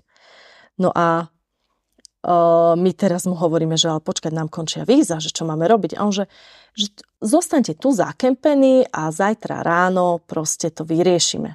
On, že zajtra ráno tam tento typek už nebol. A my už sme boli v krajine ilegálne. No a tak to bol problém trošku. Trošku sme vtedy chytili stres, paniku, ešte bol víkend, takže všetko zavreté. Takže to sme mali trochu strach, že čo sa stane. A bolo to tiež celé zaujímavé. Nedeľu sme strávili proste v miestnosti bez okien, kde nás stále chodil vypočúvať nejaký Turkmenčan, ktorý sa tváril strašne dôležito, stále nám tam dával na podpisy nejaké veci. Bola to miestnosť, kde bol blokovaný signál, čiže my sme sa nevedeli ani dovolať nášmu veľvyslanectvu, ktoré je síce až v Uzbekistane, ale teda je. A bolo to celé také desivé, ale nakoniec to dopadlo tak, že vlastne oni zohnali typka, ktorý nám po rusky povedal, že toto keď podpíšete, tak môžete odísť. A hovorím, že ale ja to neviem prečítať. Je to 7 strán po turkmensky. On, že to nevadí. Tam je napísané toto. A hovorím, že OK, dáš mi tu podpis, ktorým garantuješ, že je tu toto napísané. A on, že hej, takže štrajfol to aj on. Asi by mi to bolo predplatné, keby im tam, ja neviem, sľubím obličku. Ale vo výsledku, teda keď sme to podpísali, tak nám dali niečo ako výjazdové, exitové víza, ktoré ale trvali 2 dní. Takže my sme ešte 2 dni si mohli užiť Ašgabat a potom sme išli teda už dostatočne v predstihu na hranicu a opustili sme Turkmensko a dostali sme teda zákaz 3 roky sa tam objaviť. Takže protože jste nestihli vyjet, tak ste dostali na 3 roky zákaz. No a tak za ty 2 dny to stálo, ne? Áno. Tak bolo to fajn. Ešte akože bol to zážitok. Nevybrala by som si ho, ale zvládli sme to, hej, akože žijeme, pustili nás aj s autom. Báli sme sa, že OK, deportácia. Čiže deportujú nás a auto tu nechajú, alebo že čo sa stane. Mm-hmm. Ale nakoniec normálne proste dali nám pečiatku, že exitové víza, do 2 dní odíďte tak, ako ste a do 2 dní sme odišli. No a nikdy jste se nebáli, že byste fakt jako byli v nějaké situaci právě spíš, jako nejspíš asi s tou vládou, právě, že byste porušili nějaký nesmyslný jejich zákaz, že by vám fakt hrozilo nějaký jako reálný nebezpečí, nějakého třeba, nevím, vězení, nebo prostě jako dějou se hrozný věci, že jo? Nesetkali jste se s něčím takovým? Vieš čo, no, je pravda, že dejú sa hrozné veci a podľa mňa toto bolo, čo sa týka vlády alebo teda nejakých úradov najhoršie. Ja si nespomínam, že by sme niečo... Ty si spomínaš z našich podcastov na niečo? Ne, právě že ne. Právě že nespomínám. Ale jako napadlo mě to, no. Že... S úradmi podľa mňa vôbec nie. Tak to je asi dobře. Protože jako tady tyhle krajiny, jako, já nevím, třeba i Irán asi, jsou takový, že se může stát, nebo jakože slyšíš historky, že někdo převážel nějaký věci, které vlastně jsou legální, ale jim se to nelíbilo a prostě zavřeli ho a člověk je prostě zavřený za úplně jako nesmysl, víš? Jasné, my keď sme boli napríklad v Iráne, tak ja neviem, či práve vtedy tam konkrétne nebol aj vo väzení ten jeden Slovák, ktorý tam lietal na paraglajde nad nejakou atomovou elektrárnou, vieš, alebo čosi, že v týchto krajinách, ale v každej krajine proste, podľa mňa to je taký základ. Musíš vedieť, čo sa môže, čo sa nemôže a snažiť sa. Hej, že my sme napríklad mali v aute za čelným sklom tú čiernu skrinku, čiže takúto kameru, ktorá non-stop sníma. Ale ako náhle sme čo len v diaľke zbadali, že sa blížime k rafinérii alebo k nejakým hraniciam alebo k atomovej elektrárni. Ja som aj túto vypínala pre istotu, aby niekto nemohol povedať, že to snímame. Vieš, že proste byť obozretný v takýchto veciach. My sme sa napríklad potom zakempili v Prímorí, sme zakempili v Iráne, pri meste Bushehr, kde je tiež atomová elektráreň. A neboli sme od nej až tak ďaleko, ale čo bol problém, tak hneď vedľa bola nejaká protiletecká základňa. Lenže my sme o nej nevedeli, že tam je. Až potom, keď sme tam prišli. No ale tak v pravidelných intervaloch nás chodili kontrolovať tajní policajti, ktorí sa tvárili, že sú turisti. A vždycky nám dávali tie isté otázky. Kto sme, čo robíme doma. Taká otázka úplne bežne k pivku, že čo, ako pracuješ, čo si, hej. A čo sme si tu tak pofotiť prišli. Takže toto chodili vždycky sa nás pýtať, stále to isté. Na mori sa zrazu začali objavovať rybári, ktorí ďalekohľadom nesledovali more, ale nás. A my sme sa aj na rovinu spýtali, že či tam môžeme zostať, lebo ako prví prišli normálne teda so šaržami a ovešaní zbraňami, že či máme ísť preč, že nevedeli sme, že je tu tá základňa, že môžeme sa zbaliť a odísť. A povedali nám, že nie, že môžeme zostať. Povedali sme, že OK, 3 noci tu budeme a tak, takže dovolili nám to, ale potom nás stejne chodili takto kontrolovať a na pokec k nám chodili. Aj mladý pár poslali k nám na pokec. Blbe, že nevedeli ani po anglicky, ani po rusky, čo už bolo divné, že na čo posielajú, ale nevadí. Takže všetko sa dá, len netreba zbytočne robiť nejaký konflikt, alebo ja sa s nimi teraz nebudem hádať, že ja som turista, mám právo tu byť. No nie, možno nemám a neviem o tom. Takže keď som urobila chybu, napravím ju. Vieš, že zase nie sme zbytočne konfliktní. No a to jsem jako myslela, to jsou ty věci, co mě jako děsí, že vlastně ty uděláš všechno ve svým nejlepším vědomí a svědomí, ale jsou některé věci, které prostě nevíš a co ti můžou jako vymstít, no, kor v takovýchhle krajinách. Jasné, to sa vždycky môže stať, no. Vtedy treba, jedine zastupiteľstvo volať. Čo najskôr. Nech sa starajú. To už je ich robota. Nám napríklad zastupiteľstvo v Uzbekistane pomáhalo s tým, že my sme si víza mali do Iránu predpripravené a mali sme si ich v Uzbekistane vyzdvihnúť. A nechceli nám ich dať. A nevedeli sme prečo. Tak sme zavolali nášmu veľvyslancovi, ten zavolal iránskemu veľvyslancovi. Povedal mu, počuj Jožo, nebol to Jožo, ale oni sa proste poznajú z tých všetkých summitov a tak. Mám tu 2 turistov, kokos 2 za rok prídu a tým ešte ani víza nechceš dať. Takže za chvíľu to bolo vybavené. Další taková ta podotázečka, jestli je nějaký nejděsivější zážitek, který, jako co jste zažili, že jste fakt měli strach jako z čehokoliv. A nemuselo to vlastně dopadnout ani špatně, ale takový ten pocit, že fakt máš strach, že se něco špatného stane. My máme inak tejto téme venovanú, myslím, celú jednu časť podcastu, že naše najdesivejšie tieto. A najhoršie, že niekedy si ich vykonštruuješ sám, vieš? Že niekedy je to vlastne iba v tvojej hlave celé. A to sa nám stalo v Iráne na Solnom jazere, kde sme kempovali a zrazu sa k nám začalo blížiť auto. A my sme ho videli, však OK, ide auto, že možno prejde okolo. A keď boli tak, že si asi všimli aj oni nás, tak zhasli. A presunuli sa bližšie. A potom preblikli, že iba kde sme, zhasli a zase sa posunuli bližšie. A to ti už príde, že toto není normálne. A vtedy ja som videla všetky scenáre. Všetky. Od predania na orgány cez znásilnenia a zavraždenia a zakopania a neviem čo všetko. Tak a samozrejme ty nemôžeš prevážať zbranie ani asi nie sme úplne fanúšikovia nejakých zbraní, takže my sme si vzali, ja som mala, myslím, vidličku, lebo mal kuchynský nožík a mali sme kaser na psa. A čakali sme, že čo sa bude diať. No a to bola iránska rodina, ktorá tiež chcela iba zakempovať. No a tiež sme pre nich boli niečím, čo nie je normálne správanie, lebo tí Iránci, keď sa takto akože blížia k sebe v noci, tak sa pozdravia, vieš, že však poď, k nám, podzakempiť k nám, ale my sme mali z nich strach a oni keď videli, že sa im neozývame, len tam pobehujeme s niečím v ruke, tak sa tiež začali bať. A takto sme proste kempovali vedľa seba, sme spali v noci, možno 30 metrov. Podľa mňa u nich nespal minimálne jeden člen, u nás nespal ani jeden člen. A takto sme sa báli až do rána, kým sme zistili, že tam je 5-členná rodina. A oni kým zistili, že my sme tiež relatívne normálni. To je vtipný, no. A nic reálného, desivého se vám nestalo? No, takto s ľuďmi nie. My sme potom ešte akože na tej bámke, na tej Sibíri fakt zažívali veci, ktoré boli na hrane a svoje decko, keby tam mám pustiť, tak ho radšej priviažem o radiátor. Lebo je to cesta, ktorá je proste nepoužívaná už skoro 50 rokov. Miestni ju nekrižujú, miestni sa presúvajú vlakmi.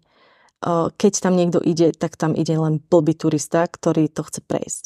A my sme boli jedným z nich. Lenže väčšinou tí blbí turisti sú buď na motorke, alebo na nejakých menších tých autičkách, alebo sú aspoň viacerí, že keď uviaznú, tak sa vedia potiahnuť. No takže toto prejsť bolo také, že celkom dobrodružstvo, challenge, ale potom tam bol aj most, ktorý bol 20 metrov nad vodou.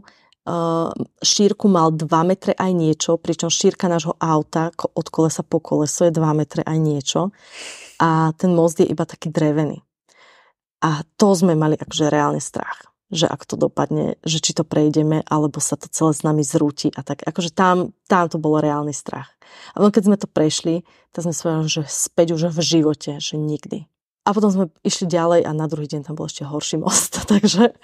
Takže tá bámka bola taká adrenalinová, čo sa týka tých vecí, keď si sa bál o život. Tak nechoďte tam. Toho zní hodně adrenalinově, no. No to bych se hrozně bála. Mě tady tyhle věci úplně děsí, takový to, že to prostě není ve tvojí moci to ovládnout, že ty jedeš přes nějaký most, který prostě je dřevěný, starý, nevím jak dlouho a může se kdykoliv prostě zhroutit a ty s ním prostě nic neuděláš. Presne. A to sme sa snažili si vtedy nepripúšťať, keď sme tam boli. To chápu, no, protože jinak byste tam byli ještě dneska. No jeden z tých mostov sa už zrútil. A tomu veľkému Vitimskému vieme, že už nejaký 1 alebo 2 piliere odpadli zase navyše, čiže tá stabilita je zase o čosi menšia. No, poviem ti, dieťa by som tam nepustil. A jaké je teda nejhezčí místo, který jste navštívili? Já chápu, že je to jako těžká otázka, ale když to řeknu, napadne ti něco hnedka? To je strašná otázka toto. To je strašná otázka a na tú sa odpoveda tiež proste iba klišé, že každé miesto je krásne. Keby som to mala uzavrieť, že krajinu, tak ja milujem Gruzínsko a Kyrgyzsko, lebo oni sú naozaj krásne tie krajiny a určite by som tam šla kedykoľvek ešte raz. Bajkal je nádherný ako jazero a celkovo tá príroda okolo a celý tá atmosféra, ktorá panuje na Bajkale, je neuveriteľná. Ale aj možnosť strátiť sa v Mongolsku je neuveriteľná, lebo to Mongolsko je obrovské, je tam nulový svetelný smog, pokiaľ neprídeš k Ulaanbaataru.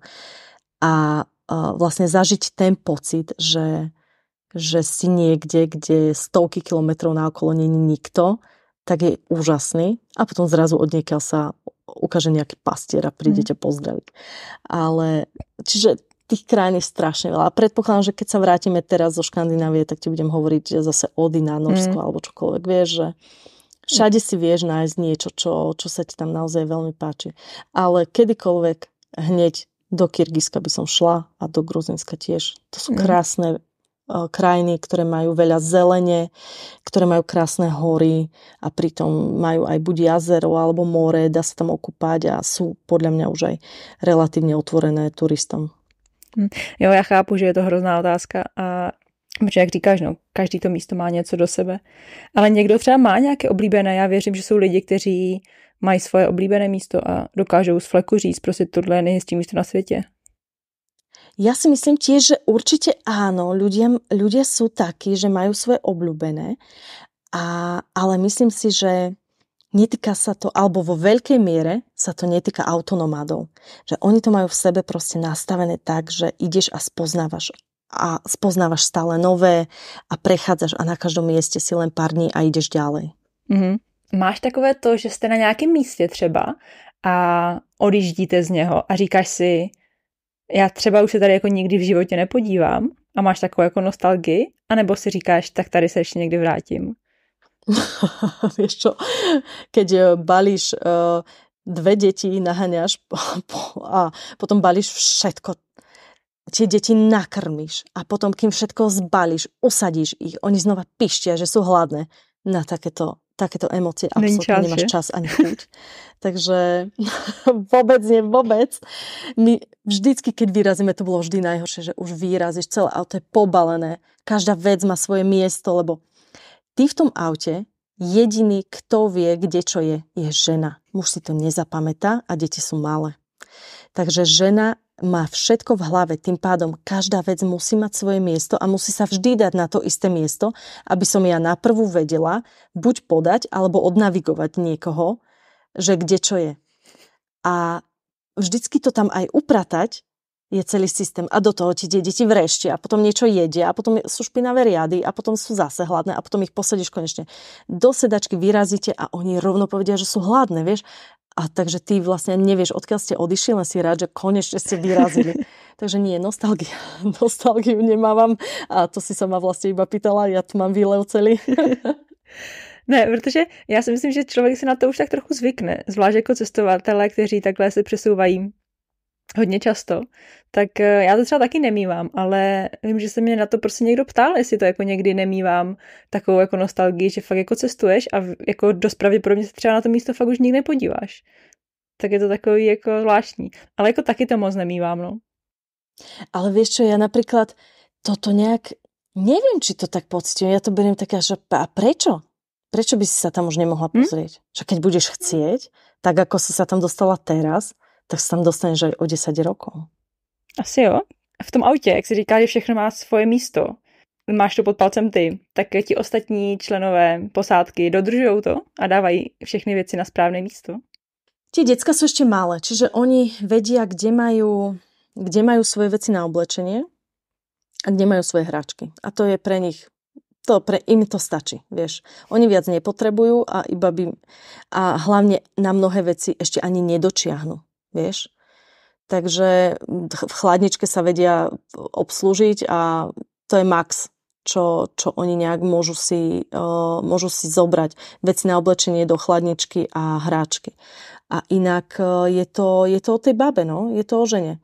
Lebo chlap, on vie, kde má svoje náhradné diely, kde má náradie, kde je čo v rámci takej kvázi garáže, proste priestoru, ktorý je niečo ako kufor pod postelou a ostatné v rámci auta, čiže už či chce niekto nejaké lieky, krém, drogeria, hocičo, tak to už je väčšinou na tebe, lebo je to zase návyššie pre toho chlapa, musíte to mať nejak podelené a áno, ja sa snažím vždycky, keď idem niekam, tak ja musím ísť do toho auta sama.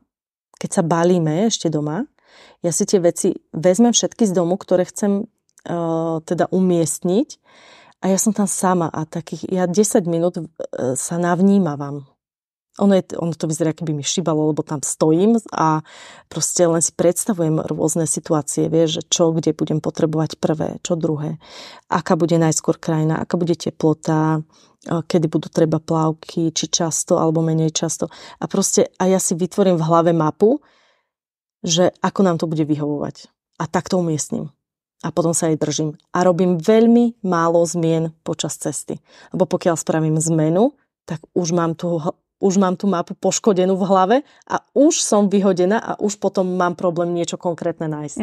Ne, jako já to znám, protože my jsme třeba na Zélandu jsme skoro rok žili v autě, jako v dodávce, prostě non-stop.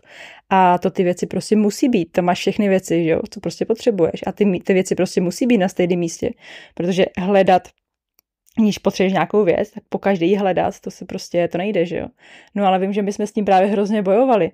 I třeba jenom blbý klíče od auta, protože já vím, že ty klíče auta patří na určité místo.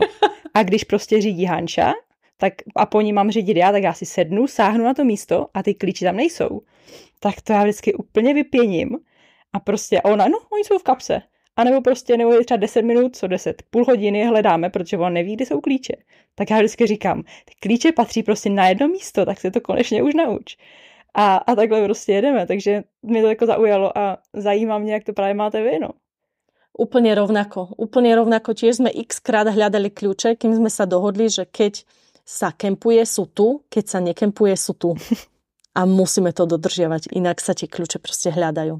Ale ja to mám ešte niekedy, a však to mám aj normálne doma, že keď ukladám niečo na iné miesto, ako by malo byť, tak si to v tej hlave uvedomujem, že a dávam to sem. A je mi jasné, že to zabudnem. Jako je to v tom autě komplikované, no. A podle mě lidi, co to nikdy nezažili, tak si to jako vůbec nedovedou představit. Jak ten prostor je malej a ty věci se fakt jako hrozně těžko hledají, když nejsou tam, kde mají být. A nebo když to není sestavený podle nějakého řádu, kde přesně ty víš, že jako plavky nebudu asi tak moc potřebovat, tak budou vzadu, ale co budu potřebovat, tak to je vpředu a že to ti ulehčí hrozně práce. Vieš čo, ja som si ešte tak zaviedla také, nazvala som to organizéry, neviem, či by to vlastne tak sa malo volať, ale sú to také, nazvime to sačky na zips. A tie sú také, že vlastne ja mám sáčok takýto zipsovací a tam dám veci na pláž. Kompletne. Čiže sú tam plavky, uteráky, proste, že nejaké topánky do vody, ak by náhodou, deka na pláž. A toto je proste veci na pláž. A tak ju označím a dám ju proste na svoje miesto. A nemusí byť po ruke. A takto mám napríklad, že veci do dažďa, kompletne gumenné. Vieš, a že aj tematicky. Nie len podľa členov domácnosti, ale tematicky to mám v týchto boxikoch, vákoch, alebo tak neviem, jak to nazvať, poukladané a potom aj funkčné veci na bicykel. Tak to mám. Že dobre, keď ideme bicyklovať, vyberám túto tašku a rozdelím všetkým členom domácnosti z toho veci. A veľmi mi to pomohlo, že som začala aj takto tematicky tie veci rozčleňovať, ako potom, že v Olivínej poličke hľadať konkrétne tričko, ktoré potrebujem, aby si dala na bicykel. Takže to môže byť taký tip. Možno to niekomu pomôže, možno nie, ale nám to teda veľmi pomohlo. To si myslím, že je super tip, no. Já, než se tě ještě začnu ptát na nějaké poslední otázky, tak ať na to nezapomenu. Řekni nám, kde vás lidi můžou najít online. Tak my sme na Facebooku ako Overland Van spolu a na Instagrame sa píšeme podtržník, Overland Van podtržník a ten náš podcast sa volá Road Trip. A tam je vlastne taká kresba tej našej sanitky, takže podľa toho človek vie, že to je ten náš konkrétny. Takže takto na nejakých ďalších sieťach moc nefungujem, lebo človek to nestíha, vekom už ani moc neovláda niektoré. Takže. No a kdy chystáte další váš festival? No my robíme 2. Jeden je v máji, v kvietnu, vždycky posledný májový víkend a druhý je v októbri, čiže v říjnu a ten je vždycky v 2. oktobrový víkend. Čiže teraz sa najbližšie chystá práve Overland Film Fest. Bude 12. až 15. oktobra v autokempe Súľov na Slovensku. A ten je taký, že tam cestovatelia, proste každý, kto chce prísť, posiela svoje videá spracované z ciest do nejakých malých road movies. A máme to na štýl Oscara. Že porota vyberie najskôr nominácie, potom tie sa na festivale premietajú a odborná porota spolu s publikom hlasujú o to, že kto to vyhrá. Máme Oscara, červený koberec, ľudia chodia v róbach, ale všetko je to v kempe. Takže to je taký úletík. A májový je taký klasický, autonomácky, ten je aj veľký, tam mávame okolo 400-450 aut a zase je úžasné stretnúť toľko ľudí na jednom mieste, s ktorými si máš čo povedať, ktorí chápu tvoje zmýšľanie a tvoje životné nastavenie a tá energia, ktorá tam je proste neuveriteľná. A ten je taký, že sú tam všelijaké workshopy, ktoré ti pomôžu. Vždy je tam kurz prvej pomoci, niečo do auta, že tento rok myslím bolo, že rozvody elektroinštalácie a vody v aute, ako spraviť. Potom je tam veľa programu pre deti, lebo samozrejme je to asi tak prioritne už rodinný festival. Tým, že aj my máme deti, tak už tam ten program pre deti musí byť.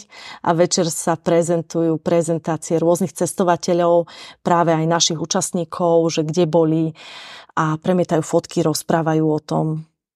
Takže tak. A tento rok máme špeciálny ten oktobrový, ten filmový. Začína už vo štvrtok, pretože tam máme svadbu.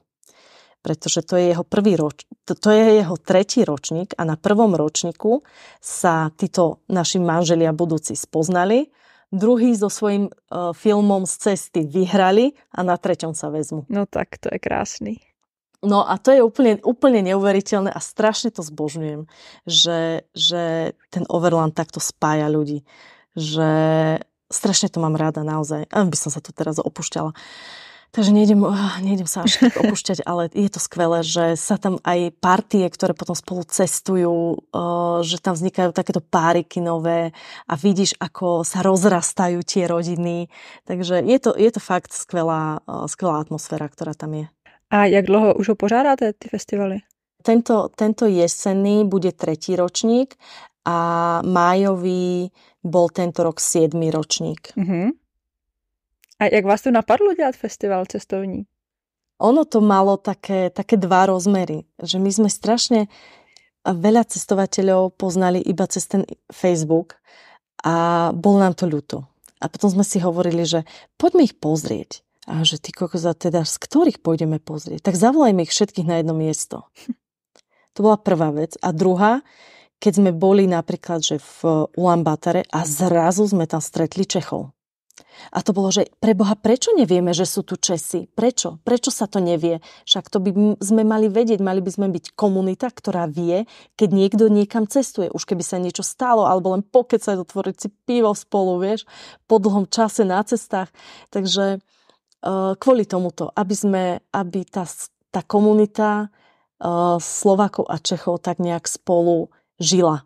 Aby sa poznali navzájom, aby si poradili navzájom, lebo ku nám chodia naozaj väčšinou ľudia, ktorí si tie auta buď sami prerábajú, alebo aspoň vymýšľajú a dávajú prerábať, ale že nie sú to karavany.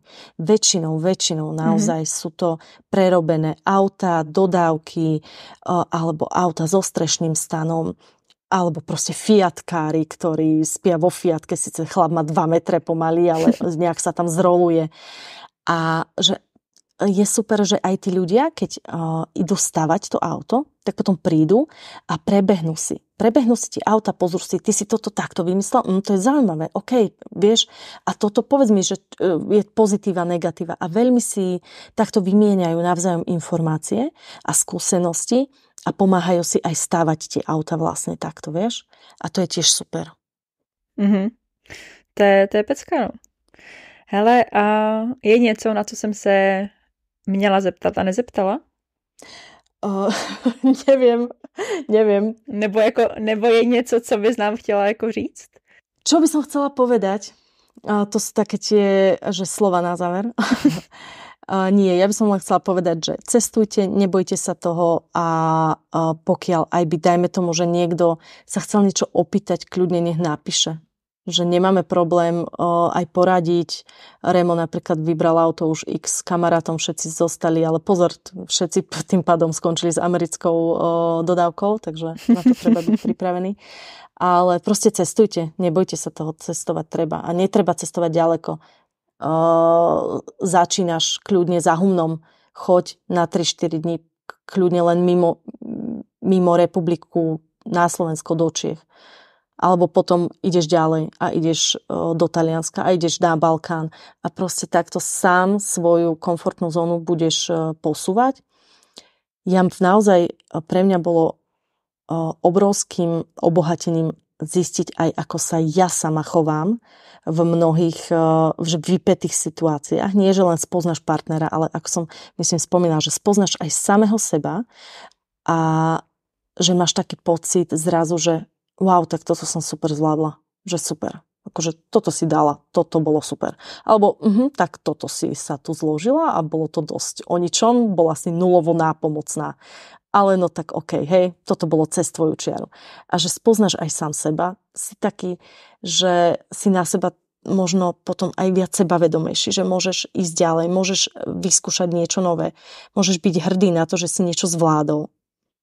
A plus spoznáš tú krajinu a spoznáš ju viac ako iba zo správ, čo je podľa mňa naozaj potrebné. Robiť si vlastný názor na základe vlastných skúseností a nie na základe toho, čo vidíš niekde v správach alebo čítaš na sociálnych sieťach. Takže cestujte. No to byl krásný závěr. Já ti každopádně moc děkuju, že jsi s námi udělala čas. Připadala jsem si jako ve vašich podcastech. Hezky se mi to poslouchalo. Doufám, že se to bude hezky poslouchat i posluchačům. Já určitě dám do všech popisků a budu sdílet na všechny sociální sítě, jak váš podcast, tak vaše sociální sítě a všechno o vás, protože si myslím, že by vás měli lidi sledovat, měli by přijet na váš festival. Super, ďakujeme krásne a přeju vám hodně štěstí na vaší nadcházející cestě. Ďakujeme. A ja strašne rada, ja strašne ďakujem za to, že si ma zavolala a za to, že si aj ty urobila čas a že sme takto mohli pokecať. A čo bolo pre mňa úplne neuveriteľné, že ty si v Austrálii a ja sa ťa vlastne nič nepýtam, lebo úplne milión vecí by som chcela vedieť. Takže mohla by si niekedy spraviť rozhovor aj sama so sebou do podcastu. Dobře, tak o tom budu přemýšlet. A nebo si tě přizvu a můžeš udělat rozhovor se mnou. Dobře, ale tak to nějak ukončíme, protože já už stejně musím běžet. Takže ještě jednou moc děkuju a pozdrav tvoji posádku. Dobre, super. Ďakujem ti krásne. Tak ahojte všetci a ďakujem krásne, že som mohla byť v tomto podcaste. A všetci cestujte. Čaute. Ahoj. To byl další díl podcastu Svět je cool. Všechny zmíněné odkazy najdeš na světjecool.cz/podcast. Sledovat nás můžeš na Facebooku nebo Instagramu pod lomítkem Svět je cool. Pokud se chceš dozvědět, jak si během cestování zabezpečit na důchod a naučit se investovat, koukni na naši novou knihu Cesta k finanční svobodě. Najdeš ji na světjecool.cz/kniha. Podpořit nás můžeš taky na Patreonu patreon.com/světjecool. Největší podporu ale vyjádříš, když jakoukoliv epizodu přesdílíš na svých sociálních sítích a dáš nám hodnocení tam, kde posloucháš podcasty. Každé pozitivní hodnocení dostane podcast mezi víc lidí a může tak inspirovat dalšího člověka. A pokud i ty žiješ neobyčejným životem, neboj se mě kontaktovat a další díl může být právě o tobě. To už je ode mě všechno, přeju hezký den a u dalšího dílu naslyšenou.